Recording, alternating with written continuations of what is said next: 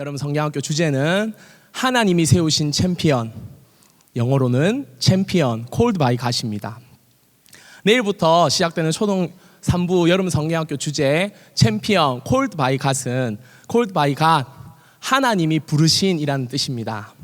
하나님께서 부르셨다는 것은, 그리고 챔피언으로 세우셨다는 것은 그 사람에게 콜링, 즉 사명을 주셨다는 것입니다.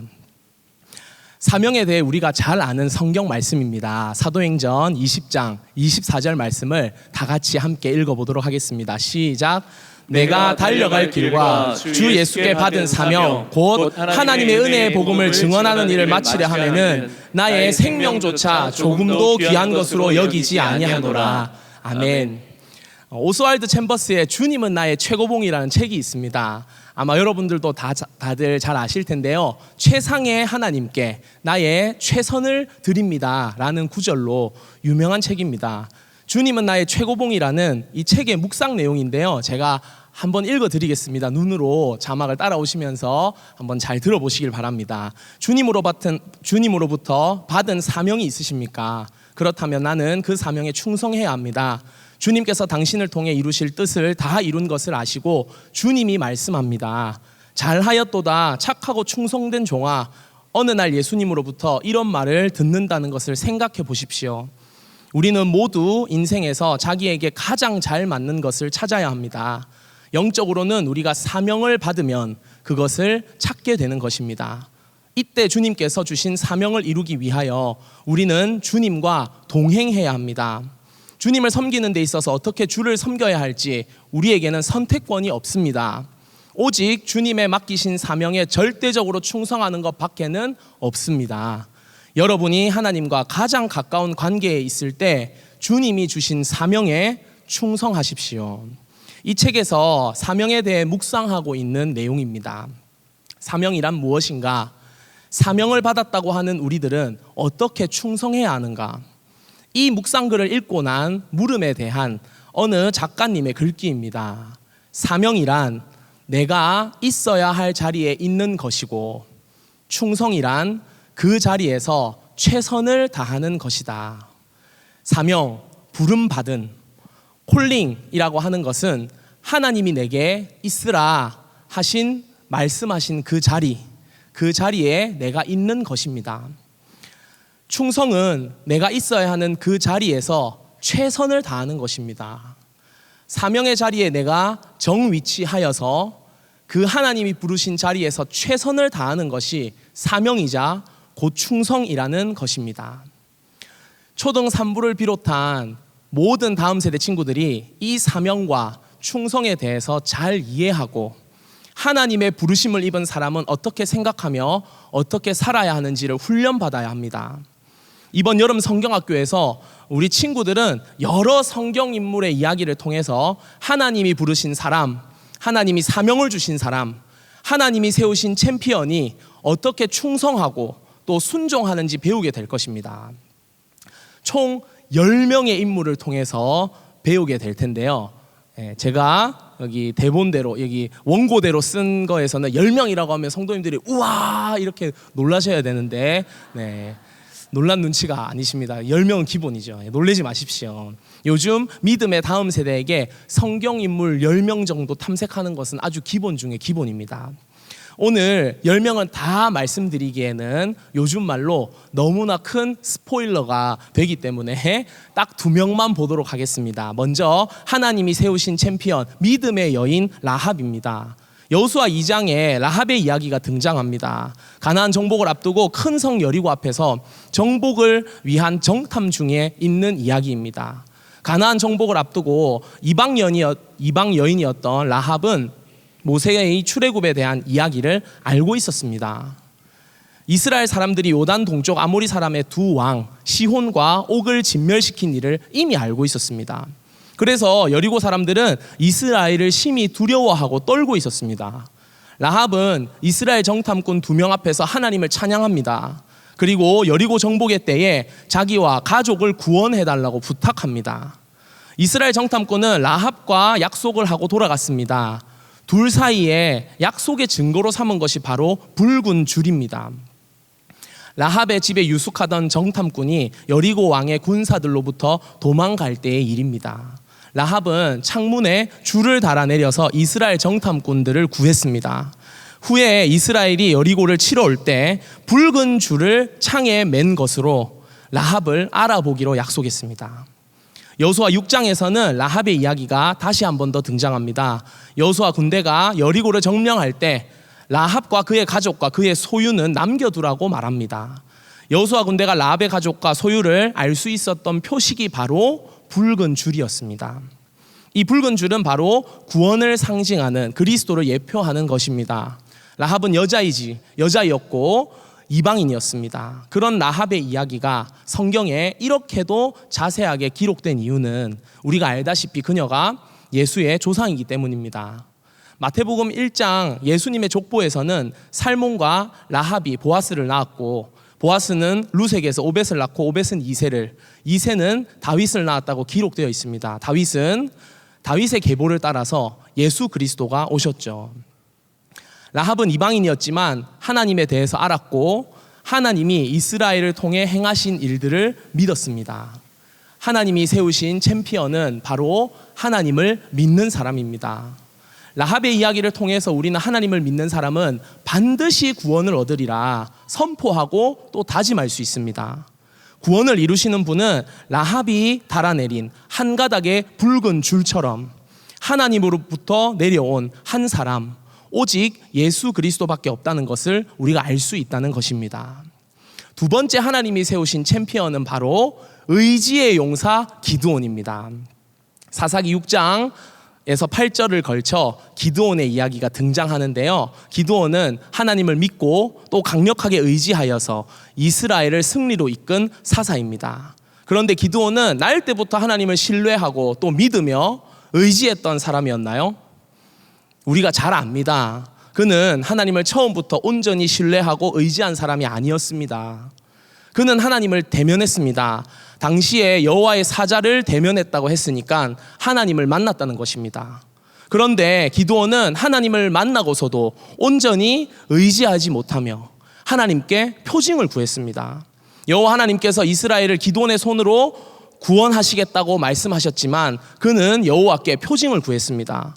기드온은 하나님께서 찜하셨습니다.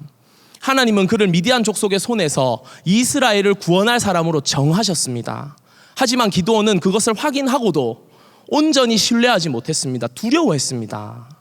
그래서 표징과 계속된 확인 작업을 했던 것입니다. 여룻바알, 기드온의 또 다른 이름입니다. 여호와 하나님의 명령으로 바알 제단과 아세라 상을 부수고 여호와의 제단을 쌓아서 번제로 드린 일로 인하여 붙여진 이름입니다. 당시 최고의 신이었던 바알과 아세라를 부순 일로 지어진 이름을 가지고 있었던 기드온이었습니다. 그런데도 기드온은 하나님의 명령 앞에 계속해서 두려워했습니다. 그런 기드온을 누가 큰 용사, 강한 용사로 만드셨습니까? 바로 우리 여호와 하나님이십니다. 300명밖에 안 되는 군사로 13만 명이 넘는 미디안 군사를 무찌른 것은 여호와 하나님의 일하심입니다. 하나님께서는 사사기 7장 2절에 말씀하십니다. 다 같이 읽도록 하겠습니다. 시작. 여호와께서 기드온에게 이르시되 너를 따르는 백성이 너무 많은즉 내가 그들의 손에 미디안 사람을 넘겨주지 아니하리니 이는 이스라엘이 나를 거슬러 스스로 자랑하기를 내 손이 나를 구원하였다 할까 함이니라. 다른 말로 하자면 하나님께서는 이스라엘에게 그리고 오늘 우리에게 이렇게 말씀하시는 겁니다. 구원은 오직 하나님께로부터이다. 구원은 오직 하나님께로부터이다. 하나님이 세우신 챔피언, 즉 구원받은 하나님의 자녀는 자기의 손을 의지하는 것이 아니라 오직 하나님을 의지합니다. 라합과 기드온처럼 하나님을 믿고 하나님을 의지하는 챔피언이 바로 우리가 되어야 합니다. 하나님이 부르십니다. 하나님이 사명을 주십니다. 우리는 부름받은 그 사명의 자리에 있으면서 그 자리에서 최선을 다하며 충성해야 한다는 것입니다. 구약의 하나님의 일꾼들은 한 사람이 대표하여 이스라엘을 구원하고 한 사람이 대표하여 이스라엘을 이끌었습니다. 이것은 한 사람 예수 그리스도께서 온 인류를 대표하여 대속의 제물이 되시고 하나님과 나 사이에 유일하고도 최종적인 중재자가 되심을 예표하는 것입니다. 한 사람, 이스라엘을 대표하고 하나님의 부름을 받았던 인물들은 다 예수 그리스도를 focus on, 그러니까 집중하고 있다는 것을 여러분들이 아셔야 합니다. 한편의 드라마가 클라이막스로 가기 위해서 이 서사가 구성되고 빌드업이 이루어지는 것처럼 예수의 십자가 사건과 죽음과 부활의 클라이막스를 터뜨리기 위해서 한편의 드라마가 만들어지고 있음이 여러분들이 느껴지셔야 된다는 것입니다. 하나님의 사자, 하나님의 천사의 부르심과 사명을 받아서 하나님의 일을 하기로 결단한 한 사람이 구약의 챔피언이라면 오늘 신약을 살아가는 우리들은 이곳에 모인 모두가 다 예수님을 내 안에 담음으로 모두가 하나님이 세우신 챔피언이 된다는 것입니다. 하나님이 세우신 챔피언은 바로 이런 사람, 바로 예수를 내 안에 담는 사람입니다. 이것을 무엇으로 확인합니까? 바로 성령 하나님이 내 안에 계심으로 확증을 받는 것입니다. 성령님께서 여러분 안에 계십니까? 성령 하나님께서 여러분 안에 계심을 확신하십니까? 성령님이 여러분의 삶을 장악하고 주도하고 계십니까? 그렇다면 여러분은 하나님이 세우신 챔피언입니다. 하나님이 세우신 챔피언은 하나님의 나라를 위해 열심으로 순종함으로 일해야 합니다. 순종함으로 일하다. 로마서와 갈라디아서, 빌립보서, 그리고 야고보서에서는 예수 그리스도를 믿는 믿음으로 받는 의와 행위의 말씀을 지키고 행위로 말씀을 지키고 순종함으로 받는 의에 대해서 증언하고 있습니다. 과연 갈라디아서, 로마서, 빌립보서를 기록한 바울과 야고보서를 기록한 야고보를 통해 증언된 하나님의 말씀이 서로 모순되는 부분이 있는 것입니까? 의롭게 되고 구원받음에 있어서 믿음과 순종은 서로 대립되는 관계입니까? 우리는 성경 말씀이 믿음과 순종을 분리시킨다고 보지 않습니다. 그리고 바울 서신과 야고보서 사이에 서로 조화될 수 없는 모순이 있다고 보지 않습니다. 사실 바울 서신을 더 자세하게 살펴보면 믿음으로 받는 의를 강조하는 로마서와 갈라디아서에서조차도 행함이 단순히 믿음의 열매나 또는 결과가 아니라 오히려 믿음의 필수적인 요소라고 강조를 하고 있습니다. 순종과 행위, 제자도가 결여된 믿음은 성경이 가르치고 있는 참된 믿음이 아닙니다. 믿음으로 의롭다함을 받는 것은 다른 말로 하자면 하나님의 은혜로 의롭다함을 받는다라는 것과 같은 말입니다. 에베소서 2장 8절에서 9절까지 말씀입니다. 다 같이 읽도록 하겠습니다. 시작. 너희는 그 은혜에 의하여 믿음으로 말미암아 구원을 받았으니 이것은 너희에게서 난 것이 아니요 하나님의 선물이라. 행위에서 난 것이 아니니 이는 누구든지 자랑하지 못하게 함이라. 아멘. 성경은 죄인이 의롭다함을 받는 것은 행위의 공로에 의해서가 아니라 하나님의 은혜에 의해서라고 분명히 말씀하고 계십니다. 하지만 이것은 우리가 은혜로 의롭다함을 받았으니까 이제 마음대로 죄를 지어도 된다는 뜻도 아닙니다. 로마서 6장 15절에서 16절을 제가 읽어드리도록 하겠습니다. 그런즉 어찌하리요? 우리가 법 아래 있지 아니하고 은혜 아래 있으니 죄를 지으리요? 그럴 수 없느니라. 너희 자신을 종으로 내어주어 누구에게 순종하든지 그 순종함을 받는 자의 종이 되는 줄을 너희가 알지 못하느냐. 혹은 죄의 종으로 사망에 이르고 혹은 순종의 종으로 의에 이르느니라. 믿는 자가 죄를 지을 수 없는 이유를 설명해 주고 계시는 것입니다. 죄의 종으로 살면 그 삭슨 죽음, 곧 사망입니다. 그러기에 우리는 은혜를 위시해서 습관적으로 죄를 짓는 불순종의 삶을 살아서는 안 됩니다. 믿는 자들은 전에는 죄의 종이었으나 이제는 순종을 통해서 죄에서 해방되어 의의 종이 된 사람들입니다. 과거에는 우리의 몸을 부정과 불순종의 종으로 들여서 불법에 이른 자들이었지만 이제 우리 몸을 의의 종으로 들여서 거룩에 이르러야 한다는 것입니다. 로마서 6장 22절을 읽어드리도록 하겠습니다.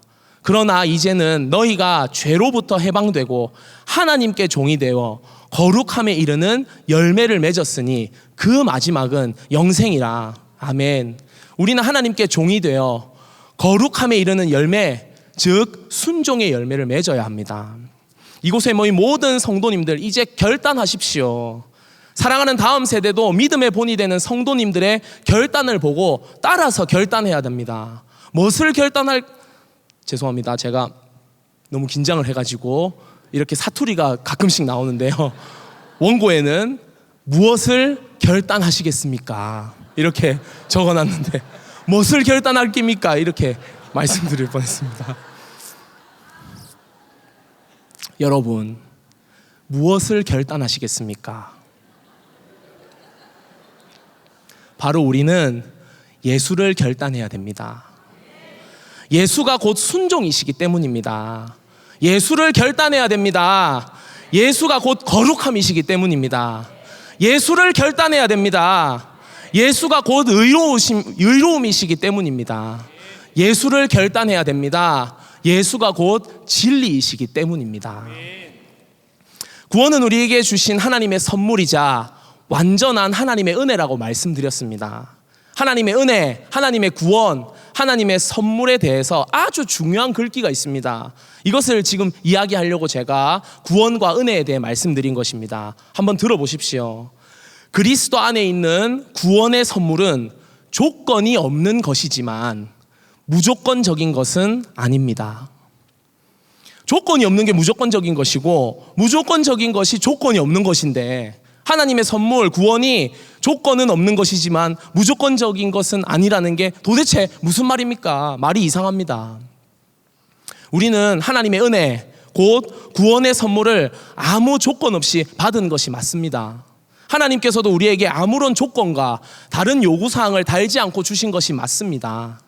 어떠한 대가도 요구하지 않고 참으로 조건이 없는 선물로 구원을 우리에게 주셨습니다. 우리는 그것을 받고 아무 반응 없이 입을 싹 닦아도 됩니다. 그런데 말입니다. 저는 아주 지방 시골 출신입니다. 제가 어릴 때는요, 연립주택에 제가 살았어요. 요즘 친구들은 이제 연립주택이 뭔지도 잘 모르더라고요. 하루는 집에서 이렇게 카레를 만들면요, 우리 어머니는 꼭 4인 가족인데도 불구하고 6인분 또는 8인분을 만드십니다. 카레가 다 끓고 나면은 절반을 퍼서 냄비에 담아가지고 상어가, 저는 이제 경상도는 우가 이렇게 부르거든요. 우가 이리 와봐라. 이제 옆집에 은가는 진주 사투리로 언니입니다. 옆집에 은가한테 갖다 주고 온나. 그러면 제가 그걸 받아가지고 옆집에 갖다 줍니다. 갖다 주면요, 똑똑똑, 네, 여기 이렇게 갖다 드리고 어머니 갖다 주시래요 하고 드리면요, 가만히 계십니까? 옆집 저기 이모야가 가만히 안 있죠. 예, 잠깐 기다려봐라. 막 들어가세요. 부엌에 막 뭘 이렇게 부닥부닥 뒤져서 상추 한 봉지를 가지고 나오시는 거예요.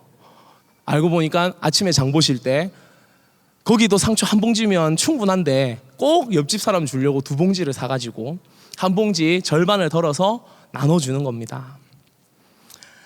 무엇을 바라고, 무슨 대가를 바라고 이렇게 하는 걸까요? 그냥 이웃이니까, 네. 가까이 붙어 사는 사이에 서로 나눠 먹으면 좋잖아요.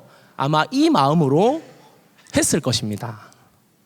하나님의 은혜를 어디다가 비교할 수 있겠냐마는 상추 한 봉지 나눠주는 정, 카레를 절반이나 덜어주는 정보다 훨씬 더 큽니다. 위로나 아래로나 측량할 수 없는 하나님의 은혜입니다. 그런데 그 큰 은혜를 하나님이 나의 마음의 배를 직접 누르시고 거저 주셨습니다. 아무런 조건도 없이, 아무런 대가도 없이 거저 주셨다는 것입니다. 심지어 우리는 그것을 받을 만한 자격도 없었습니다. 거절할 수 없이 파도처럼 밀려와서 내 마음을 가득히 채운 하나님의 은혜입니다. 그런데 이것을 받은 사람이, 이것을 받은 우리가 그냥 입을 싹 닦는다고 생각해 보십시오. 하나님의 구원, 하나님의 은혜, 하나님의 선물을 곱씹는다면 결단코 그렇게 할 수 없습니다. 그래서 하나님의 선물은 조건이 없지만 무조건적인 것은 아니다라고 하는 것입니다. 선물을 받은 우리가 마땅히 하나님의 종으로, 순종의 종으로 살아가는 결실이 있어야 한다는 것입니다. 은혜 받은 우리의 다음 세대는 하나님의 조건 없는, 그러나 무조건적이지는 않는 구원에 대한 강력한 확신을 가지고 하나님의 종으로 순종의 열매를 맺어야 한다는 것입니다. 그렇게 하기 위해 우리는 반드시 매일매일 예수 그리스도를 결단해야 합니다. 왜냐하면 하나님의 구원이 그리스도 예수로 말미암아 우리에게 왔기 때문입니다. 예수가 곧 생명이 되시고, 예수가 곧 복음이 되시고, 예수가 곧 힘과 능력이 되시고, 예수가 곧 진리이시기 때문입니다. 우리 초등 3부 친구들은 이 예수를 결단하기 위해서 누구보다 열심히 기도를 합니다. 기도할 때 우리 초등 3부 친구들은요, 두 손을 이렇게 높이 들고요, 주야! 이렇게 삼창을 하고 기도를 합니다. 어쩔 때는요, 예수야! 이렇게 5번 부르짖고 기도합니다. 이번에는 에스더, 히스기야, 엘리야 같은 기도의 용사들을 배우면서 주여, 예수여, 하나님이여 이렇게 10번씩, 20번씩 외치면서 기도하려고 합니다. 이런 다음 세대가, 이런 교회가 어디에 있을까 싶습니다. 이번 여름 성경학교 기간에는 미취학, 초등부, 청소년부, 청년부 모두가 이 기도의 방점을 찍고 기도를 극대화하기 위해서 노력하고 또 열심을 다할 것입니다.